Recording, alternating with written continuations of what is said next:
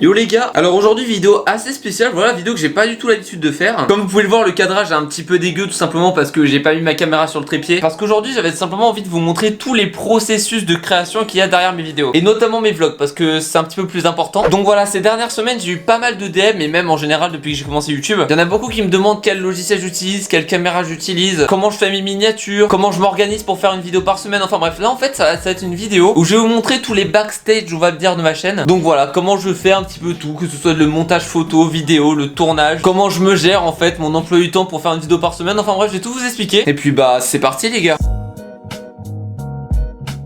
Donc alors commençons par le tournage et je vais tout simplement vous présenter un petit peu plus en détail le matériel que j'utilise. Alors le but de cette vidéo c'est pas du tout de refaire une vidéo setup, une vidéo setup j'en ai fait il y a quelques mois, c'est pas du tout le but. Je vais juste tout simplement représenter la caméra que j'utilise pour vlog parce que je sais qu'il y a pas mal de personnes qui sont arrivées après temps. Et la caméra de vlog c'est vraiment le plus important, donc c'est un petit peu le seul objet que je vais vous présenter durant la vidéo. Bon du coup les gars, pour vous la montrer j'ai passé sur mon tel. Voilà la bête de course finalement. Donc pour faire simple, en haut c'est un Rode vidéo micro. Tiens, il y a ma chaîne juste là les gars, bah n'hésitez pas à vous abonner en passant, ça fait plaisir. Donc voilà, au niveau du micro, petit Rode vidéo micro assez incroyable. Au niveau du trépied, c'est une sorte un peu de GorillaPod, c'est super efficace pour les vlogs parce que tu peux un peu le mettre de partout. C'est vrai que c'est assez pratique. Et pour finir, au niveau de la caméra, c'est un Canon M50, voilà. Et au niveau de l'objectif, c'est l'objectif fourni dans le pack, c'est-à-dire un 15-45, voilà. Mais bon voilà, je pense que vous avez vu en quelque sorte avec quoi je filme. Parce que voilà, je vais quand même pas vous montrer comment je vlog sans vous montrer la caméra, c'est un peu logique. Ensuite, comment je fais tout simplement pour tourner. Alors faut savoir que pour le tournage les gars, c'est un petit peu compliqué. C'est pour ça que d'ailleurs que j'ai juste ajouté une parenthèse au niveau des vlogs. Au début j'avais dit que j'allais faire un vlog par semaine, mais en fait un vlog par semaine ça va être chaud. Donc je pense que sur cette chaîne par mois il y aura genre 2 à 3 vlogs. Et il y aura 2 ou 3 vidéos comme celle-ci, voilà, des vidéos un petit peu plus freestyle où je vous présente 2-3 trucs. Et la raison de pourquoi je peux pas faire un vlog toutes les semaines c'est quand même assez simple. C'est tout simplement parce qu'en fait j'ai 3 jours maximum pour tourner. Comparé à l'ancienne où je faisais des vidéos de divertissement, j'avoue que c'était quand même un peu plus simple.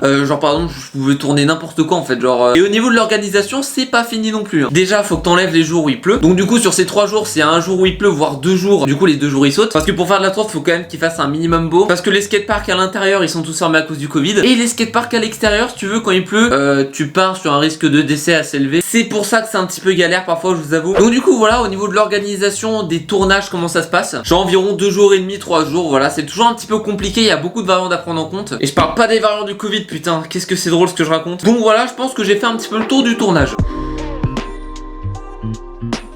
Donc une fois que j'ai terminé mon tournage, un tournage c'est vraiment entre 30 et 1 heure, voilà, 30 minutes et 1 heure. Et du coup je vais en venir à une question que beaucoup de gens me posent, c'est comment tu fais pour faire une vidéo par semaine non-stop. Alors déjà il y a un petit truc basique, c'est que en fait j'ai toujours une vidéo d'avance. Et par exemple à l'heure où vous voyez cette vidéo, la vidéo de la semaine prochaine est déjà prête, tu vois, enfin bref. Donc tous les créateurs qui me regardent les gars, je vous conseille vraiment de faire ça. Genre vous avez plus de stress, plus de retard à cause d'un bug de montage, d'exportation. Et sinon du coup comment j'arrive à les lisser, donc plusieurs heures de taf par jour. Et à côté YouTube, c'est un petit peu compliqué. Mais du coup pour continuer à rester actif, ce que j'ai fait c'est que j'ai fait tout un calendrier. Donc voilà, je peux vous afficher quelques images à l'écran. Donc ça c'est vraiment le calendrier. Je le respecte depuis des mois. Genre vraiment, chaque montage est millimétré. Chaque moment où je dois faire la miniature c'est millimétré. Comme ça tu te crées une sorte de routine, tu vois. Genre il y a pas trop de moments où t'es en mode oh j'ai la flemme de faire du montage et tout. Genre maintenant t'as l'habitude en fait. C'est toujours par période où t'as l'habitude de faire du montage. Donc c'est en vrai c'est tout bénef en fait. Et grâce à cette routine que je m'impose, je peux parfois prendre de l'avance sur mon taf. Que de faire genre quand j'ai le temps, je fais un petit peu de montage. Du coup parfois au final je suis un peu en retard et tout. Donc voilà, c'est vraiment ce que je vous conseille déjà, c'est de faire une vidéo en avance. Comme ça vous savez toujours que peu importe si c'est un bug de montage, s'il y a une semaine ou même vous avez pas envie de tourner, bah vous avez toujours une vidéo d'avance. Donc voilà. Et créez bien un calendrier avec vos heures de cours, vos heures de devoir et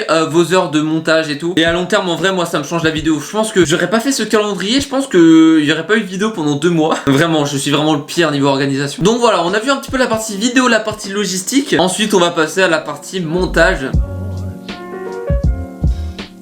Et là je pense qu'il va y en avoir pas mal qui vont grincer des dents. Non, parce que je vous vois tous venir dans les commentaires. Je vais vous montrer mon logiciel de montage et vous allez tous me dire mec pourquoi tu te mets pas sur Premiere Pro. Alors j'ai une excuse. J'ai une excuse à ça. C'est tout simplement parce que j'ai essayé de l'installer 3 fois. Les 3 fois ça fait que bugger. Ça fait que laguer mec, j'en peux plus. Du coup genre au bout de 2 montages sur Premiere Pro, j'ai fait stop. Vraiment j'en ai fait trop marre. Du coup bah en attendant une version un petit peu plus stable de Premiere Pro, bah j'utilise un logiciel qui s'appelle Filmora les gars. Je pense que c'est un logiciel que pas mal de gens connaissent. Et en vrai pour ce que j'ai à faire c'est vraiment cool. Genre je veux dire tu peux mettre mettre des textes, des transitions, des zooms, enfin des cuts, enfin tu peux tout faire en fait, donc en vrai ça me va. C'est juste qu'il lag un petit peu quand tu commences à faire des gros montages, mais en vrai ça va. Je vous conseille Filmora, voilà, pour commencer, pour se faire la main. Puis après ne faites pas comme moi et passez sur Premiere Pro. Même si pour ma défense j'ai essayé, c'est juste mon PC il aime pas Premiere Pro, j'y peux rien. Donc au niveau des montages, combien de temps ça me prend? Voilà, petite question qui pop comme ça d'un coup. Alors je vais vous montrer une petite timeline de montage les gars. Et au niveau d'un temps de montage pour les vlogs, en vrai les vlogs c'est plus long que je pensais, à savoir à peu près 7 à 8 heures voire 10 heures de montage. Donc voilà, c'est pas non plus énorme, je m'impose à peu près 2 heures de montage par jour. Donc voilà, je vais vous montrer un petit peu l'interface les gars. Ça doit être un petit peu en contre-jour parce qu'il y a la grosse taille juste ici. Donc par exemple je vais prendre un de mes derniers vlogs. Donc voilà, évidemment ça charge parce que Filmora c'est super lent. Donc alors au niveau du montage ça ressemble à ça. Donc voilà, là il y a par exemple tous les médias que j'utilise. Là par exemple tu vois il y a toutes les musiques. Mais c'est fou parce que vraiment sur 60 musiques je dois en utiliser genre 10 max. C'est mon côté un peu con. Donc voilà, si vous voulez ici il y a le plan principal. En haut il y a tout ce qui est texte. Donc tout ce qui est en violet c'est les textes, c'est les incrustations et tout. Sur la première ligne d'audio c'est tout simplement la musique de fond. Et ici c'est tout simplement les bruitages. Voilà, donc les bruitages de transition et tout. C'est vrai qu'en regardant mon vlog on pense pas qu'il y a non plus tout ça de montage derrière. Mais voilà, c'est vrai qu'il y a quand même pas mal de taf. C'est vraiment pas mal d'organisation. Mais en même temps ça va un petit peu de mieux en mieux parce que à force de faire un montage par semaine depuis 6-7 mois bientôt. Voilà, un montage par semaine depuis 7 mois. Si vous voulez, on s'habitue et on va genre beaucoup plus vite. C'est vrai que je gagne vraiment pas mal de temps en vrai. Ce montage, je pense que j'ai mis 8-9 heures en tout. C'était pas le plus long, on va dire.